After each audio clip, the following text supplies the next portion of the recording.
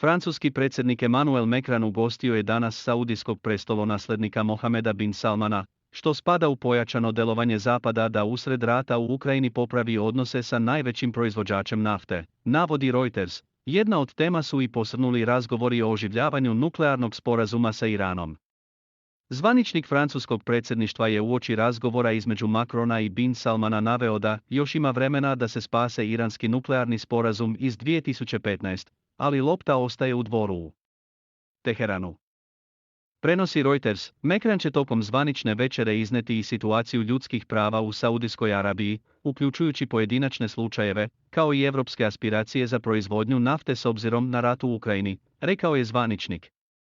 Navodi se da su francuske opozicione ličnosti i grupe za ljudska prava kritikovale Macronovu odluku da pozove na večeru princa za kojeg zapadni lideri veruju da je naručio ubistvo istaknutog saudijskog novinara Džemala Kašogija 2018. godine.